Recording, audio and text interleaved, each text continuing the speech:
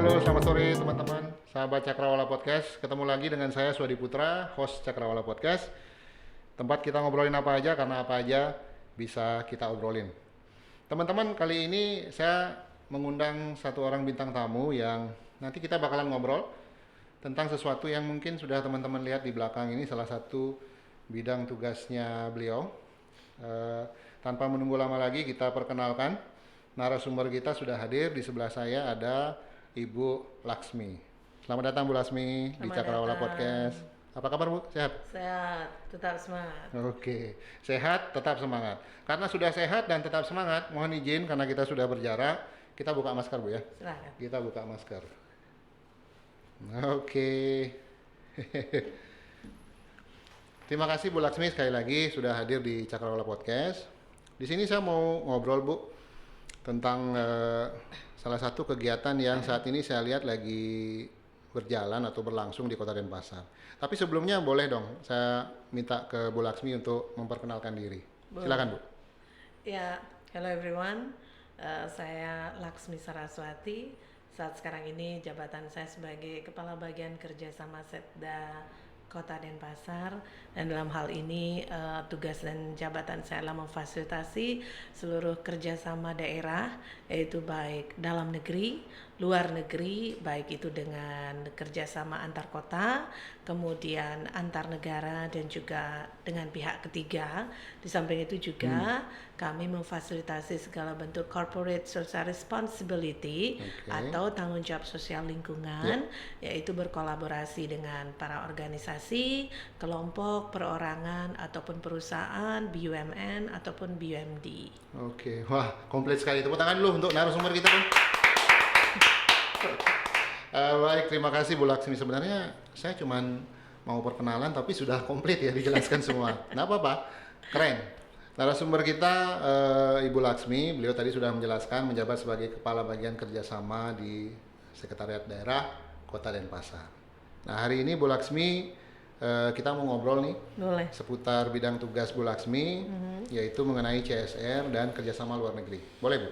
Boleh tahu nih? Boleh dong. Oke, mantap. Harus di-share ke publik nih. Nah ini, karena banyak sekali yang bertanya-tanya ini mengenai program CSR, jadi Corporate Social Responsibility, itu apa sih gitu. Kalau boleh tahu gambaran umum aja, CSR itu apa sih Bu? Sebenarnya CSR itu kalau sudah ada sejak adanya peraturan tentang pembentukan perseroan terbatas. Oke. Jadi memang bagi perusahaan yang menggunakan nama PT ya, perseroan terbatas itu sudah harus melakukan kewajibannya memberikan corporate social responsibility-nya, tanggung jawab sosial lingkungan, mungkin berapa persennya dari keuntungan perusahaan untuk lingkungan. Dan kemudian jangan lupa ketika terjadinya Undang-Undang Cipta Kerja sekarang ini, yang baru ini ada yang memang di situ pasal per pasal yang mengatur bahwa perusahaan perseroan terbatas itu wajib memang melakukan tanggung jawab sosial lingkungan. Tapi terkadang tanggung jawab sosial lingkungan atau corporate social responsibility mungkin perusahaannya langsung, apakah mereka merekrut tenaga kerja sekitar daerah di sana dengan verifikasi atau itu sebentar. Dengan dia merekrut tenaga kerja di sekitar tempat perusahaannya itu sudah merupakan salah satu bagian dari CSR? Sebenarnya sudah, cuman terkadang mungkin contoh nih ada sebuah pusat perbelanjaan di Kota Denpasar, salah satunya dia mungkin tanggung jawab sosial lingkungannya berupa program kemitraan. Program kemitraannya itu adalah dia merekrut, ya kan memang berapa persennya harus merekrut tenaga lokal, itu bisa disebut corporate social responsibility, artinya dalam bentuk tenaga kerjanya.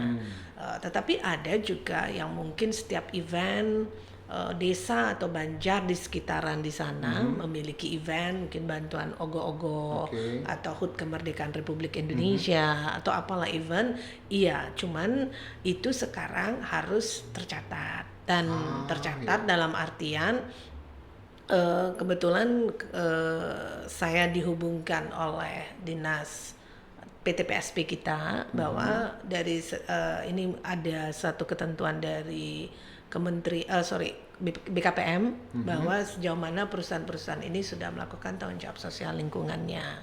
Dan itu ada evaluasi tersendiri di mana nanti akan dibuatkan tim di pemerintah kota. Itu bahwa kami bagian jasama itu harusnya mencatat seperti itu. Baik. Jadi contoh nih PTA, saya sudah loh melakukan CSR, apa bukti? Nah buktinya itu belum terserap, jadi seperti itu. Itu yang harus digunakan, apalagi itu ada sumbangan uang atau apa, harus digunakan dengan baik dan benar. Secara akuntabilitas bagaimanapun itu ada uang pihak ketiga atau uang masyarakat lah kalau disebut kita CSR. Kemudian ada CSR juga, pola pikir perusahaan itu hanya di lingkungan sekitar. Tidak, sebenarnya CSR juga untuk kalau kita berada di Kota Denpasar, whole Kota Denpasar kalau kita berbicara. Mamanya dia lebih berbasis ke program lingkungan, itu bisa dikoordinasikan dengan dinas lingkungan hidup kita. Apa sih base environment based management yang memerlukan? Mungkin di sana bisa dilakukan pengolahan sampah, lakukan atau TPS 3R atau apa gitu. Dia harus melaporkan dulu semua program CSR-nya ke bagian kerjasama. Kalau dia difasilitasi dinasnya, Laksmi yang menghubungkan dengan dinas-dinas lain seperti itu atau bagaimana? Contoh umpamanya apabila dia directly dengan dinas lingkungan nih, contoh kemarin kita ada sebuah yayasan NGO, ternyata ada TPS 3R-nya yang harus di CSR-kan, kita lihat dia sejauh mana kontribusi dengan desa itu kita catat, seperti itu. Dan apabila dia directly dengan departemennya seperti lingkungan hidup, dinas lingkungan hidup wajib mencatat. Nanti setiap semesteran, triwulan ya kalau istilahnya kita di Pemkot, triwulan pertama 2-3 kita bersurat ke OPD, OPD wajib menyampaikan ke kita. Jadi di bulan Jun, Julai, ternyata di bulan Jun itu kan triwulan kedua ya, April, Mei, Jun. Dari April sampai Mei, Jun ada nggak yang memberi bantuan? Disampaikan ke kita dan itu kita rekrut lagi, verifikasi, itu baru kita report di akhir tahun nanti. Inilah yang akan mendapatkan penghargaannya. Artinya kesinambungan pembangunan Kota Denpasar tidak pada bersumber pada dana APBD, APBD DAS, APBN atau dana-dana lainnya, tetapi tanggung jawab sosial lingkungan CSR juga berpotensi memberikan kontribusinya kepada Kota Denpasar seperti itu. Dan sifatnya partisipatif ya? Iya, partisipatif tapi tercatat. Selama ini mungkin ada perusahaan memberi bantuan langsung ke desa, bisa tercatat bisa tidak. Itu dan di akhir tahun itu Badan Pemeriksa Keuangan kita mengaudit semuanya. Seperti tahun kemarin kan Kota Denpasar paling pertama di audit CSR-nya yang mungkin tidak terjadi di setiap daerah. Di pandemi ini sudah benar atau tidak. Kalau memang dia berupa bantuan ke dinas dan itu menjadi aset modal atau neraca, dia harus tercatat pada aset. Contoh nih wastafel di sekolah, nah itu harus dicatat oleh sekolahnya sebagai aset modalnya dia. Kalau sepengetahuan Ibu, partisipasi perusahaan-perusahaan terutamanya PT yang ada di Denpasar itu sudah bagus? Sudah, cuman perlu lagi disosialisasikan. Oleh sebab itu kami akan melakukan meeting internal kepada perizinan selaku penyetuju ya, approval setiap perizinan yang ada, sejauh mana perusahaan-perusahaan yang lainnya berpartisipasi. Apakah mereka sudah melaporkannya seperti apa. Nah ini rencananya kami akan mengundang Perbekel, termasuk kelurahan, gimana sistem mereka mencatat CSR itu. Contoh ada satu desa yang diberikan bantuan oleh BNI nih, pada sembako, sudah nggak target masyarakatnya tercapai, dan itu juga bisa membantu pemerintah kota, desa ini ternyata sudah terbantukan, desa mana yang belum, jadi biar bisa rata. Mungkin di Kecamatan Denpasar Timur PT-nya lebih sedikit dibandingkan Denpasar Selatan ya, Denpasar Barat. Kemudian yang kedua juga kemarin sih saya dapat laporan itu juga panti-panti asuhan kadang sudah drop karena mereka biasanya diberikan bantuan oleh hotel-hotel, restoran. Mungkin di sisi lain apa yang bisa disentuh. Dan CSR itu tidak mesti berupa barang, Pak. seperti ini, kita baru kemarin dapat CSR dari salah satu provider telekomunikasi, itu nilainya hampir 100 jutaan, itu berupa CSR promo dalam bentuk SMS blast atau profile UMKM. Profile UMKM. Ya, jadi kita ambil. Itu dikelola di mana dia? Jadi begini, kita baru terima kalau nggak salah Jun waktu itu kita terima, kemudian kita akan sasar 100 UMKM. Nah, sebelum disasar 100 UMKM ini sudah kita latih dulu cara membuat storytelling, kemudian cerita tentang produk mereka, itu bekerja sama dengan salah satu perguruan tinggi. Tidak berbayar, itu dalam bentuk online. Kemudian setelah itu kita seleksi 100 ini, tapi saya lebih menggunakan lebih fokus pada kerajinan. Kenapa? Kalau food atau culinary kan kita sudah punya Gojek atau Grab, penyukanya atau likersnya lebih banyak. Sekarang kerajinan kita supaya bagus. Betul. Berarti kalau menurut penjelasan Bu Laksmi tadi itu sebenarnya CSR itu jauh dia akan menjadi lebih efektif begitu diserahkan ke pemerintah, ke bagian kerjasama, sehingga seperti yang tadi itu ada pemerataan. Ya, ada pencatatan ke kita, jadi kita bisa melihat ada beberapa poin. Contoh seperti inilah program pelatihan. Mungkin di OPD tidak memiliki dana APBD, APBD-nya sudah refocusing untuk COVID. Tetapi bukan berarti kita tidak bekerja ya. Masih ada banyak hal yang bisa kita lakukan bersama, asal kita bisa menjadi sebuah ekosistem yang baik. Boleh nggak sebuah perusahaan misalnya dia sudah menentukan, saya mau bantu di sini Bu? Bisa, jadi, boleh. Sesuai dengan program yang sudah mereka tetapkan. Boleh, tetapi kita lebih menyarankan. Ibu, contoh nih ada kali bersih, mungkin tidak tersentuh. Ibu jangan, baru ibu di Densel atau bapak di Densel, coba lirik sedikit. Nah, kemarin ada sebuah provider yang hanya berpikiran untuk penataan taman kota. Ayo Bapak, mumpung belum terlaksananya penataan taman kota, mari kita buat program. Waktu itu kita membuat pelatihan kue kaliadrem. Kita membangkitkan semangat heritage kue tersebut. Apa sih sejarahnya? Dan ternyata kaliadrem itu bisa ditoping pakai. Itu Ibu Ketua Tim Penggerak PKK yang memiliki gagasan. Saya mencarikan CSR-nya, dia membiayai untuk narasumber terlebih dahulu. Sebelum PPKM Jilid 1 ya. Kalau Bu Laksmi bisa jelaskan, kalau dibandingkan dengan sebelum pandemi ya, sekarang kan lagi pandemi nih, keterlibatan perusahaan-perusahaan untuk merealisasikan CSR mereka itu masih berjalan bagus nggak? Kalau dibandingkan sebelum dan setelah pandemi? Saya bekerja sebagai kepala bagian kerjasama di tahun 2019 ya mulai. 2019? Ya, saya masih ingat. Kemudian kalau dilihat dari pencatatan kerjasama ya sebelumnya, itu cuma ada 40 sedikit sekali. Tetapi begitu saya melihat di pandemi ini kemarin di Tateli 1 tahun. Itu 40 itu semua PT? Enggak juga, ada kelompok, ada asosiasi. PT-nya mungkin tidak terlalu banyak dan hanya itu saja. Jadi kita menggugah, ayo dong, kita memiliki perseroan terbatas. Waktu itu kan masih booming lah, 2019 belum ada pandemi. Tapi begitu ada pandemi, ketika catatan itu mulai terjadi, itu kemarin hanya nilai barang ya Pak, yang saya catat berdasarkan laporan OPD hampir 10 miliar untuk bantuan pandemi COVID. Kalau kita hitung 10 miliar dari. Tapi itu berupa macam-macam ya? Tidak ada yang berupa tunai juga? Enggak. Cuma berupa barang seperti sembako, kemudian dapur umum membantu sekali waktu itu. Kemudian program, salah satunya program membantu itu dari Kedutaan Besar Inggris. Itu memberi dana, kalau dilihat hitung programnya sekitar 75 juta. Itu pelatihan tentang English for Denpasar. Itu memberi pelatihan kepada UMKM.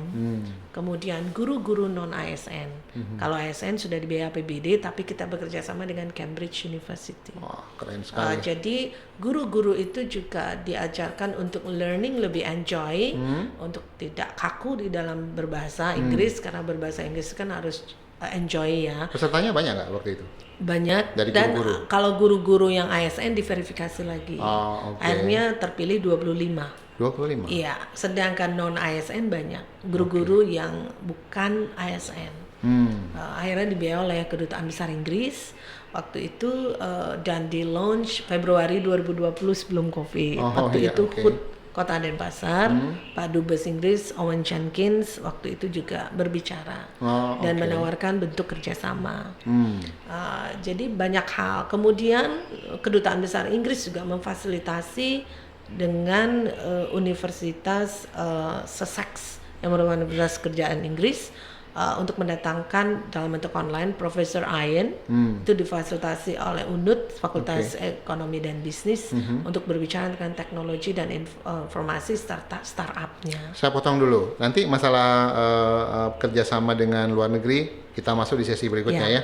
Kita lihat dulu teman-teman, tadi udah dijelaskan oleh Bu Laksmi khusus tentang corporate social responsibility, dan tadi teman-teman sudah mendapatkan gambaran bahwa dari sisi aturan sekarang di Undang-Undang Cipta Kerja yang baru ini bahkan diwajibkan perusahaan khususnya PT itu untuk melaksanakan program CSR baik di lingkungannya khususnya di wilayah-wilayah sekitar perusahaannya. Tadi udah dijelaskan sama Bu Laksmi, thank you. Kita akan kembali di sesi berikutnya. Kita akan bahas yang tadi sempat disinggung oleh Bu Laksmi, salah satunya dapur umum. Nah, ini kayaknya seru nih, sesuai dengan kondisi pandemi kekinian. Nanti kita akan bahas, tetap di Cakrawala Podcast, tempat kita ngobrolin apa aja, karena apa aja bisa kita obrolin. Stay tune. Sahabat Cakrawala, kita masuk sekarang di sesi 2. Masih di Cakrawala Podcast, tempat kita ngobrolin apa aja, karena apa aja bisa kita obrolin. Masih dengan narasumber kita, Bu Laksmi. Tadi udah sempat disinggung bahwa di segmen 2 ini kita mau ngobrolin tentang dapur umum gotong royong. Denpasar gotong royong itu ya? Dapur umum gotong royong Kota Denpasar. Oke, dapur umum gotong royong Kota Denpasar. Oke, ini salah satu bidang tugas yang Bu Laksmi handle juga? Iya, kebetulan dapur umum gotong royong Kota Denpasar ini saya ditugaskan oleh Bapak Wali Kota Denpasar. Jadi saya boleh bercerita ya? Boleh, sedikit. silakan. Okay. Jadi dapur umum gotong royong Kota Denpasar ini sudah ada pertama kali ketika pandemi COVID sekitar bulan Maret, habis hari raya Nyepi ya, kalau sudah mulainya impacted virusnya. Kemudian berarti tahun 2020 ya? Iya, Maret. Itu dari keempat dapur umum ini, yaitu dapur umum Jabe Pawon Kaliasem, dapur umum SOS Sanur, dapur umum Yatnya yang di Pedungan, kemudian dapur umum Klenteng Inti Bali. Itu mereka sebenarnya sudah membuat secara sendiri dulu. Kemudian mulailah ada case banyak masyarakat yang sangat needed food waktu itu, perlu bantuan pangan, tukang suwun di Pasar Badung. Betul. Dan sedangkan kita belum memiliki dapur umum yang permanen. Ada Tagana Kota Denpasar, masih dapur umumnya Tagana mobile. itu Taruna Tanggap Bencana, ya, betul? Tapi yang Kota Denpasar. Yang Kota Denpasar. Beliau memang paham terkait dengan dapur umum waktu Gunung Agung meletus. Tapi berupa mobile. Tetapi dapur permanen tidak ada. Sekarang bencananya kan berbeda ini, bukan bencana fisik Gunung Agung meletus atau tsunami, tapi ini adalah wabah yang menghantam banyak sektor, di mana masyarakat sangat kesulitan makan. Kemudian belum terjadinya PPKM. Mulailah dapur umum itu menyumbang sembako. Ternyata itu tidak tidak sesuai target. Ternyata anak-anak kos yang belum sempat pulang ke rumah, ini belum online kampusnya, masih offline, itu belum bisa menggunakan sembako untuk memasak. Karena kan ada kos-kosan yang tidak ada dapur waktu itu. Kemudian mulai virus terus run, akhirnya Bapak Wali Kota Pak Jaya Negara waktu itu, beliau masih jadi wakil wali kota. Ayo kita melihat, dan saya melihat ada juga di Amerika Serikat ketika melakukan penanganan pandemi, dia membuka dapur tapi memang mobile, tapi namanya soup kitchen. Istilahnya soup kitchen kalau soup kitchen. Ya.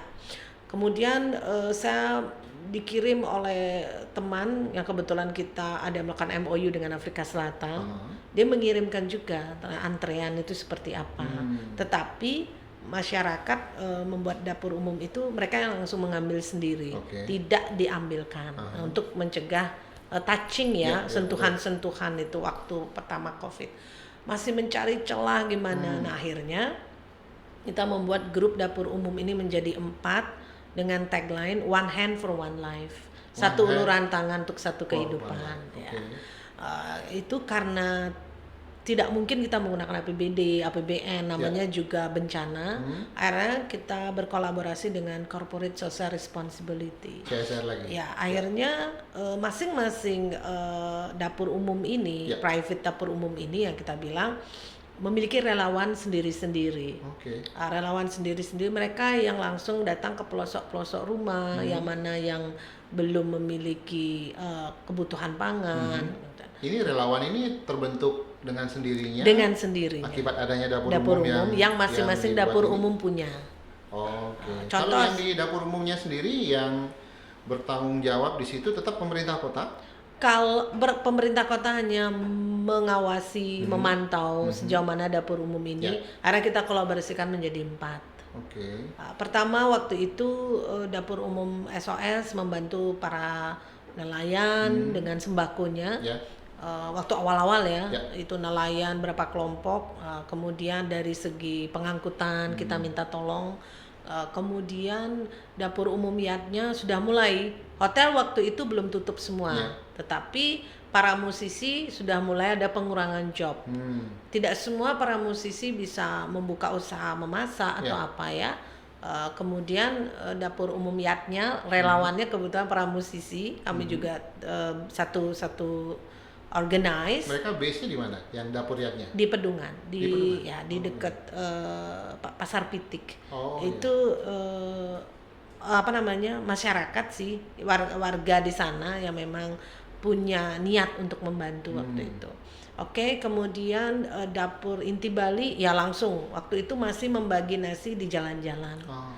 Kemudian dapur umum Jaba Paon lebih menyasar kepada anak-anak kos, kemudian pedagang-pedagang di seputaran Jalan Kaliasem, kemudian homeless yang ada di Gajah Mada, Jalan Gajah Mada yang memang sudah sangat terdampak. Nah, kemudian ada beberapa juga relawan yang meminta. Nah, itu awal-awal kemudian tukang sun di Pasar Badung itu kita bantu. Nah, mulai konsepnya dari awal itu sambil mencari bentuk berarti ya? Mencari bentuk. Yang awalnya dapur itu didirikan oleh komunitas, kemudian sasarannya masih mikro, kemudian dikembangkan lagi seperti itu ya. Terus bentuknya dulu kalau pembagian nasi itu sistemnya makanan itu diantarkan ke masyarakat yang memerlukan atau ada bagaimana? Yang seperti itu, seperti dapur umum Jaba yang Paon, ada yang dia langsung diantarkan. Kalau Jaba Paon dulu konsepnya, inti Bali juga begitu. Dapur Yatnya relawannya yang mengantar. Dapur umum SOS mengantarkan juga sama.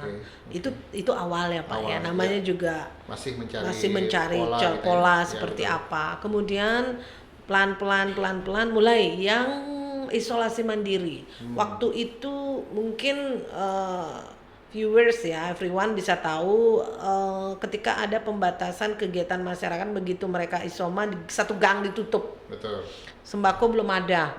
Nasi bungkus inilah yang menyelamatkan hidup mereka. Jadi umpamanya ada satu gang kliennya yang diisolasi satu gang.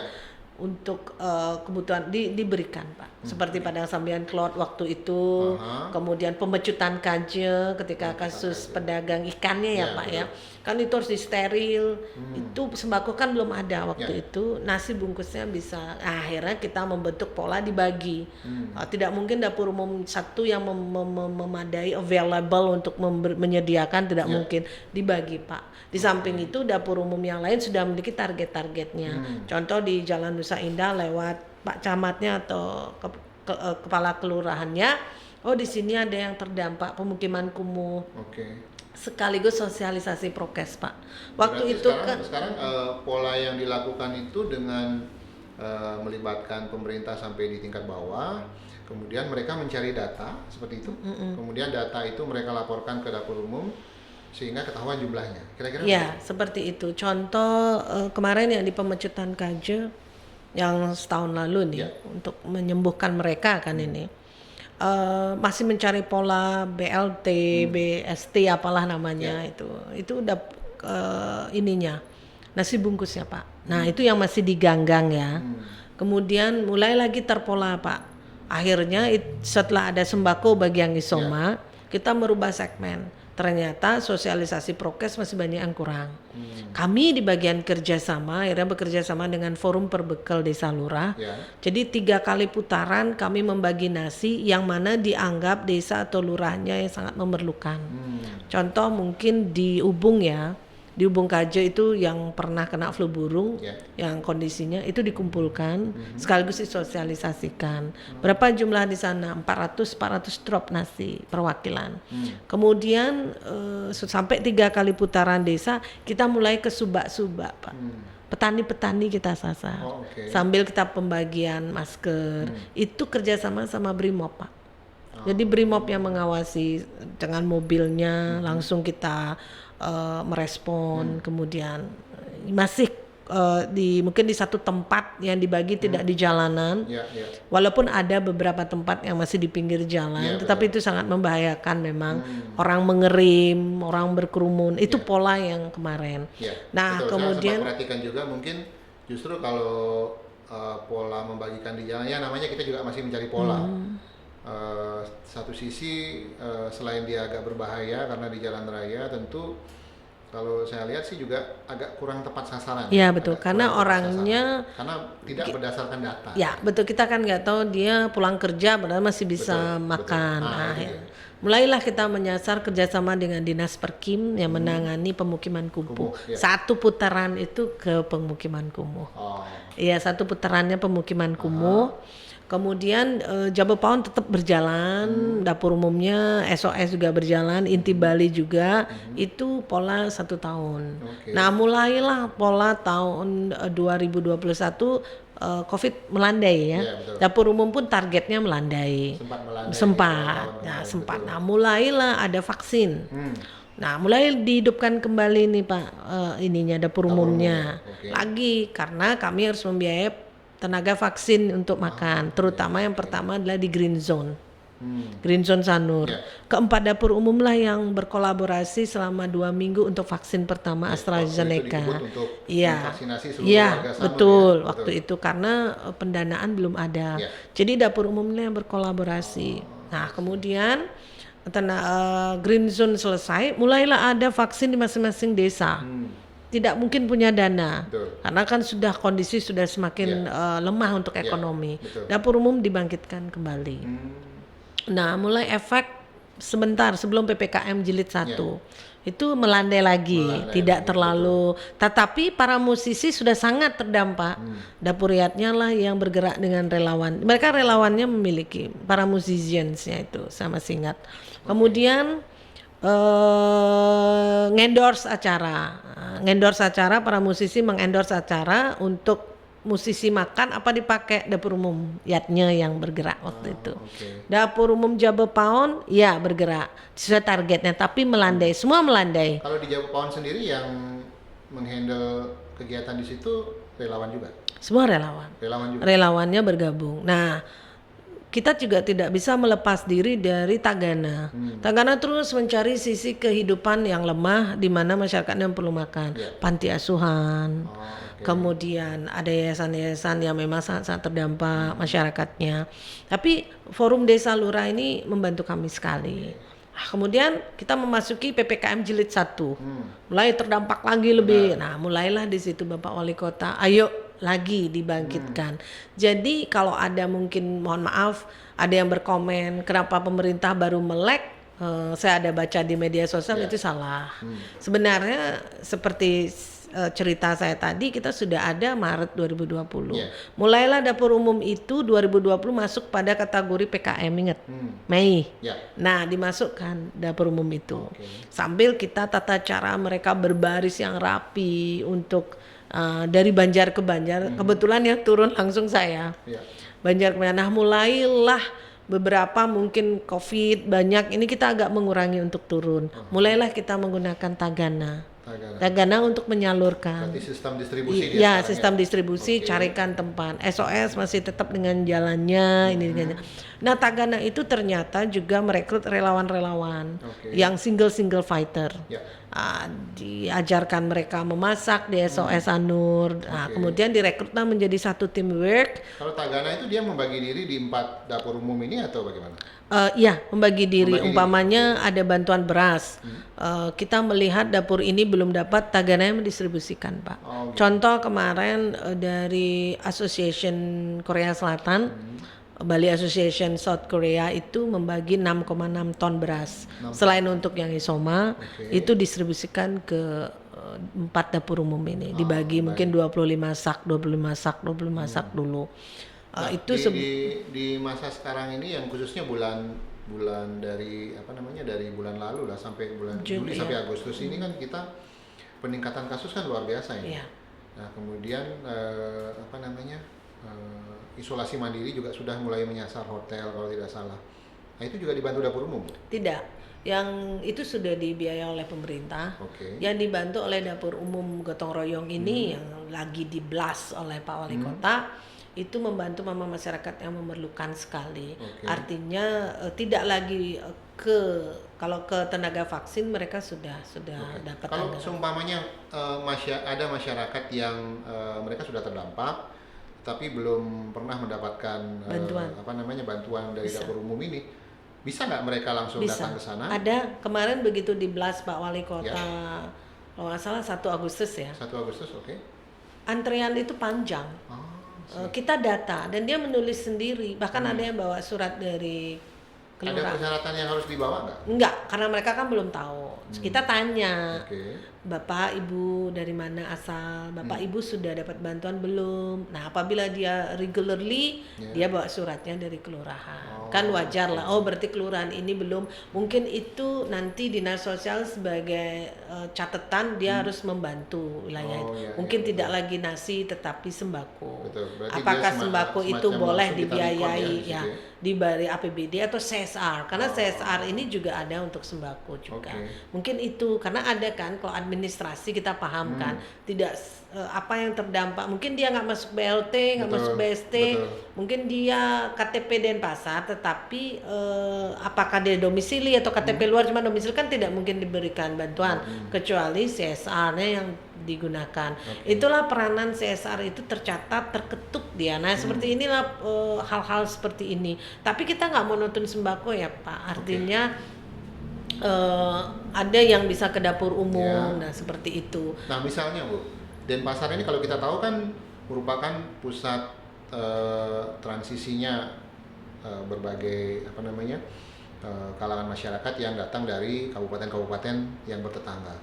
Misalnya mereka sempat lewat ke Denpasar, orang yang dari luar Denpasar mampir ke dapur umum, kemudian mereka minta bantuan untuk yang terpenting mereka domisili Pak, domisilinya di Denpasar. Domisili Denpasar. Ya itu memang. Tuh ingat tuh, domisili kemarin itu yang menjadi polemik di media sosial. Jadi saya datang dari Badung nih, saya lapar, bukan itu konsep dapur umumnya, nggak kayak begitu. Dapur umum itu bukan rumah makan. Jadi saya datang dari Badung nih atau Karangasem, saya lapar yuk ke dapur umum. Jadi seolah bukan. Jadi memang yang berdomisili di kota Denpasar. Ini saya kira yang perlu diluruskan karena konsep pemikiran masyarakat kan dapur umum everyone. Ya, semua bisa take away ya. Tidak. Jadi kembali saya cuman males berbicara di media sosial ya karena nanti jawabannya pada nggak benar gitu. Jadi dalam kesempatan yang baik ini, contoh ini orang yang ada di Karangasem lapar nih satu keluarga. Datang yuk ke dapur umum ngambil nasi, itu nggak bisa. Jadi memang benar-benar dapur umum ini dibentuk oleh bersama ya, walaupun dia private pemilikannya, tetapi adalah sumbangsi untuk mereka yang sangat-sangat terdampak. Karena saya mengalami ketika hari pertama di Blas ada satu keluarga, suami, istri, anak 3, pakaiannya memang sudah artinya tidak terpenuhi ya. Ibu kami 1 hari kemarin sama sekali tidak makan. Itu kita catat. Dan kalau memang regularly bapakmu terus minta surat dari klien. Oke. Berarti itu potensi pemerintah untuk membantu lebih lagi. Betul. Mungkin tidak lewat nasi, Betul. apanya mungkin kita Ya. bisa bantu. Kan ada data yang tercecer, Pak. Ya. Namanya juga bencana ini semoga aja nggak terjadi lagi ya. Artinya inilah pembelajaran kita dari bawah sampai atas untuk bisa memperhatikan lebih detail ada hal-hal seperti ini. Dan jangan lupa mungkin ada istilah miskin baru ya. Artinya tidak mungkin perusahaannya sudah tidak mungkin, usahanya tutup, terjadi PPKM ini, itu pasti dampak ekonomi sosial pasti terjadi. Betul. Nah itu sasaran kita di dapur umum. Mungkin contoh nih, saya tutup nih usaha saya nggak bisa makan. 2 minggu kita kasih makan dia masih bisa sehat kan Pak. Mulailah berpikir apa yang dia bisa lakukan. Setidaknya kalau sudah makan, mereka pasti akan bisa berpikir nanti. Contoh nih ada satu pengusaha nih Pak ya, usahawan ya kalau saya bilang. Dia mau buka usaha tapi tutup karena kondisi PPKM. Kita kasih dia dulu need food 2 minggu sambil berpikir dia tidak membeli makanan. Mungkin uang itu untuk modal dia bekerja, mungkin untuk membeli sesajen. Nah, contoh PPKM yang paling menderita kan kawasan wisata Sanur, Pak. Kita bekerja sama dengan STT di lingkungan Sanur untuk membagi nasinya kepada pedagang yang ada terdampak PPKM. Itu ada pedagang di pantai, dagang lumpia. Iya, betul. Orang-orang itu kan tergantung pada orang yang berkunjung ke pantai. Sedangkan PPKM membatasi pantai tutup. Bagaimana mereka hidup? Sedangkan hidup mereka udah puluhan tahun di sana. Mulailah tergerak kami dengan relawan-relawan, bahkan kami salut dengan relawan-relawan ada di Banjar, yang ada di kawasan wisata Sanur semua. Dia datang ke dapur umum, memasak juga, bahkan membawa bantuan untuk dapur umum untuk dimasakkan. Jadi ada itu circle life. Ya, dia ada circle life di sana. Hasil itu dia blast dan itu bergantian banjar per banjar. Dan kami sangat mengimbau janganlah membaginya di jalanan. Bahkan ada satu komen, kenapa relawan di jalanan lebih mulia hatinya dibandingkan di dapur umum katanya. Yang mengambil di jalan itu lebih mulia katanya. Yang membagi di jalan nih lebih mulia karena tidak ada persyaratan. Apakah targetnya sudah mengena? Nah, oleh sebab itu saya berbicara di sebuah media cetak, mohonlah relawan itu ke dapur umum bukan hanya memasak, membungkus tidak, tapi dia bisa memberikan data kantong-kantong miskin yang belum sempat disentuh. Itulah membantu pemerintah. Itulah yang disebut stakeholder engagement.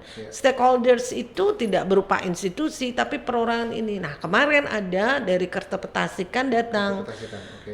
Ibu, sama sekali kami tidak dapat bantuan, ada 26 kakak. Ya, akhirnya Bapak mau nasi bungkus atau kebetulan kami dapat CSR dari salah satu toko modern yang ada di kota, kami sumbangkan 26. Tapi Bapak harus menyertakan KTP dan kepala lingkungan harus tahu. Ya, dan kebetulan itu pedagang. Memang KTP-nya pekerjaan karyawan swasta. Bisa saja karyawan mall yang sudah ditutup. Kan kita berpikir ya bagaimana mereka belum lagi cicilan kendaraan mungkin mereka. Jadi bottom to bottom itulah yang kita pikirkan bersama. Jadi kalau orang berbicara di media sosial begini-begini, sampai saya invite, ayo datang ke dapur umum di mana komplainnya. Jadi begitu Anda dapur umum, Anda akan terenyuh. Relawan itu bangun jam 4 pagi untuk membuat nasi, kemudian dibagikan, dan kami juga bekerja dengan enjoy kan. Tidak boleh memasak untuk orang lain, hati kita lagi susah kan, nggak boleh nanti inspirationnya lain lagi keluarnya. Begitu juga di dapur Yatnya, dan kebetulan saya ada ikut dalam organize musisi.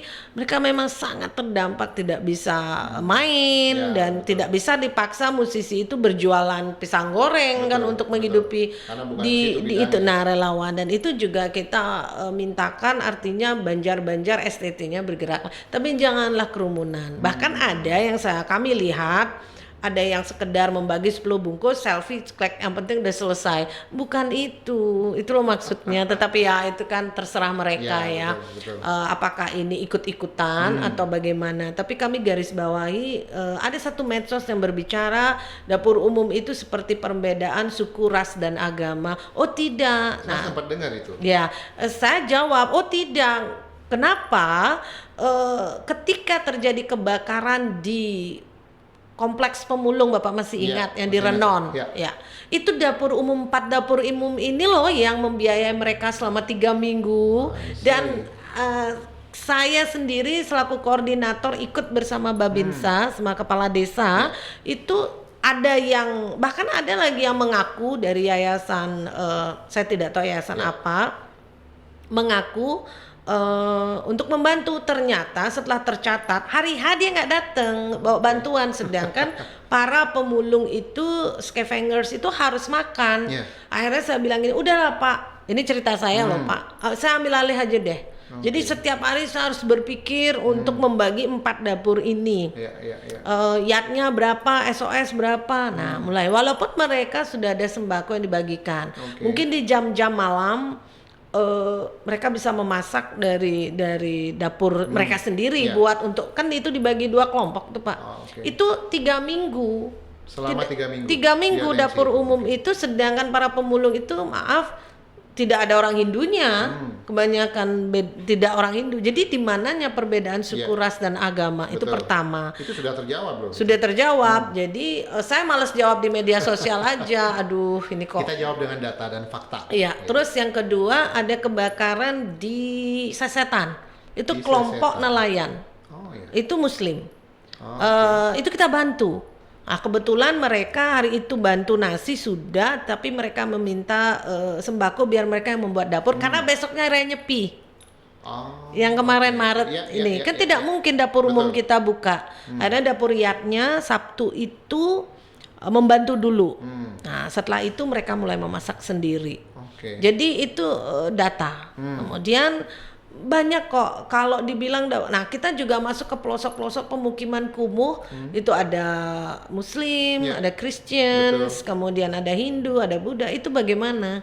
Bahkan dapur umum inti Bali itu kan orang Tionghoa, itu datang langsung ke pemukiman itu kan tidak membedakan. Jadi kalau ada orang berbicara perbedaan, tidak, saya rasa. Buktinya ada orang yang datang ke dapur umum juga tidak mesti orang Hindu, hanya kita berbicara ini kota Denpasar. Karena kota Denpasar itu kan sentral dari seluruh penduduk yang ada. Bahkan yayasan, salah satu yayasan Korea Selatan, Yayasan Bina Ilmu, itu orang ekspatriat, memasak di dapur umum SOS. Itu untuk membantu begitu. Jadi bahkan saya dengar ada dapur Ragam lagi satu, itu ekspatriat yang punya di Sanur. Dapur Ragam namanya. Dia mendapatkan bantuan lebih, kayak buah paprika nih lebih, itu dibagi, ditelepon saya, Laksmi, do you need ini, saya langsung ambil, saya langsung bawa ke Jabu Pawon. Nah, yang kelihatan di masakan ini kan paprika itu. Iya, jadi seperti itu. Kalau kita melihat tren kasus yang sekarang ini, mudah-mudahan sudah mulai melandai. Nah, di minggu-minggu kemarin kan sempat naiknya luar biasa itu. Kesibukan di dapur umum yakin saya pasti bertambah. Ya betul. Satu hari itu satu dapur umum bisa menyiapkan berapa box atau bungkus nasi? Ya kalau di Jabe Pawon mungkin dapurnya lebih besar. Targetnya itu 500 siang, 500 sore. Itu 500 siang dan 500 sore berarti 1.000. Ada 2 kali proses yang untuk di dapur umum Kaliasam. Kalau dapur umum Yatnya itu kan rumah pribadi yang digunakan. Itu tergantung request Pak biasanya. Ada perlu saya siang aja, itu semua datanya daripada kami atau relawannya yang langsung.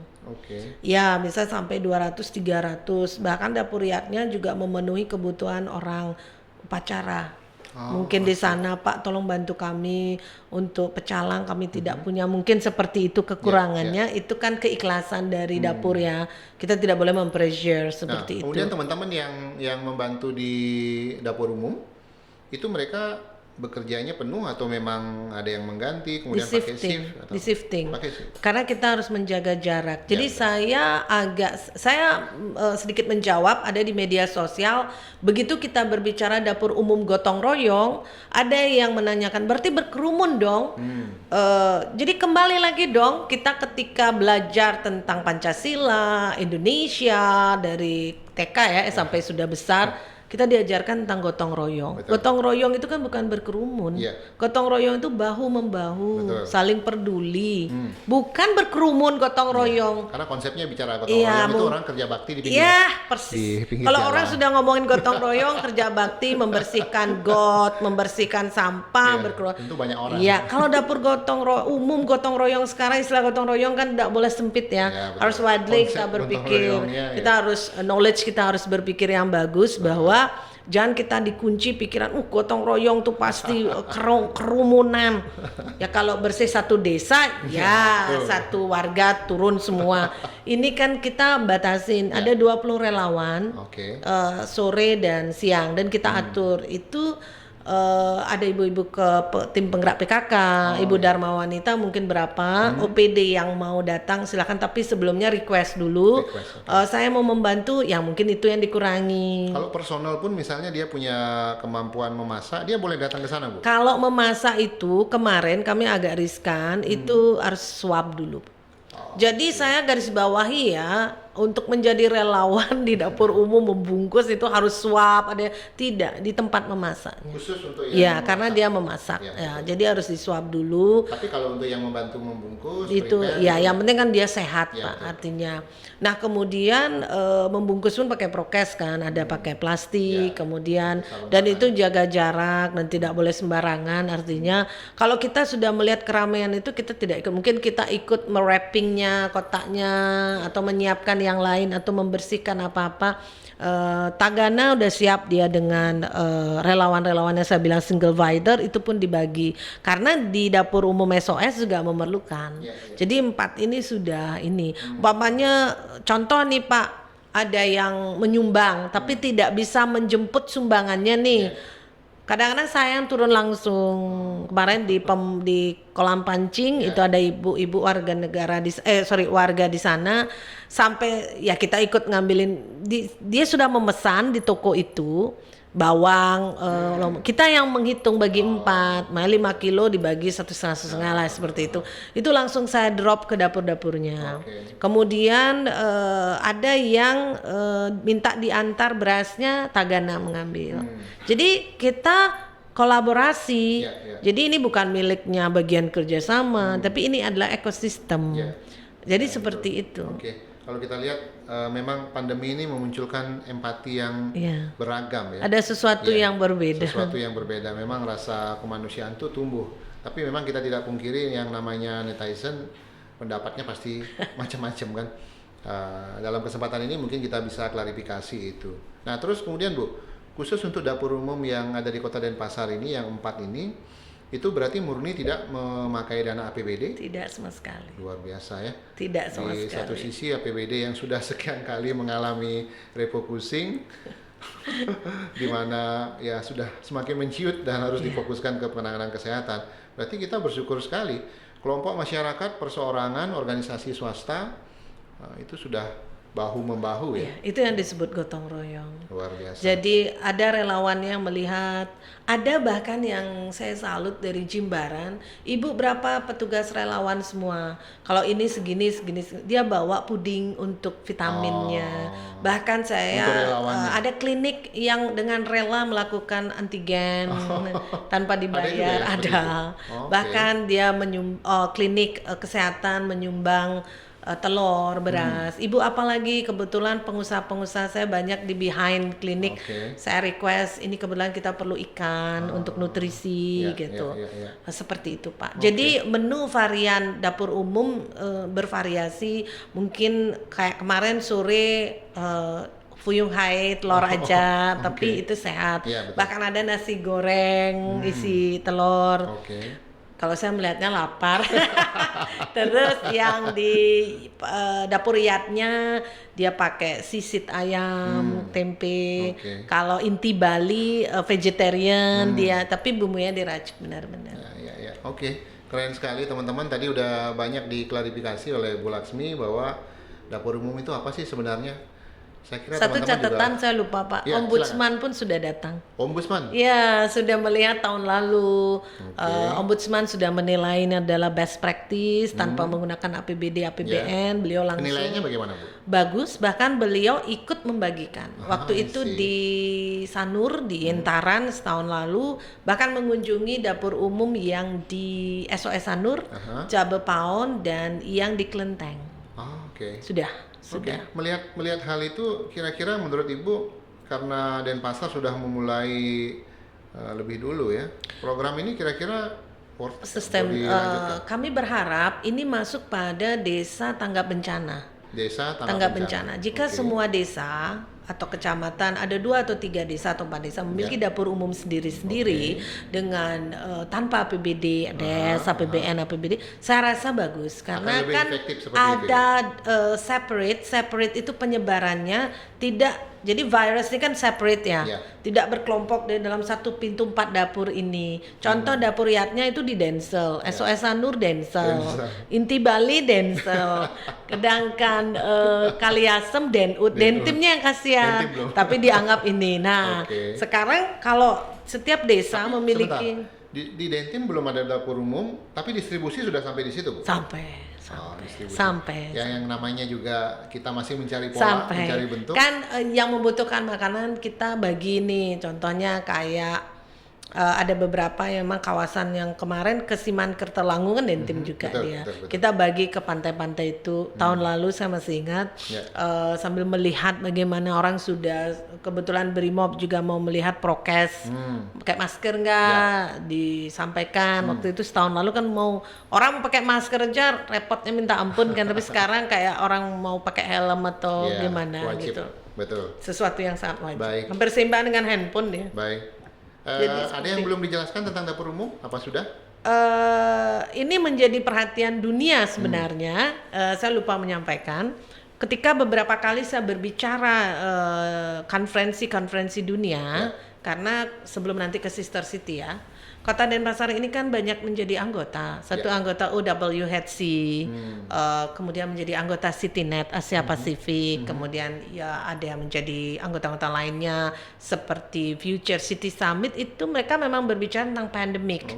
Dan salah satu program dapur umum ini masuk pada presentasi kami. Dipresentasikan di situ. Kebetulan saya yang berbicara langsung. Jadi ini loh Denpasar dibutuhkan dan ini. Ya, itu mereka menjadi masukan mereka.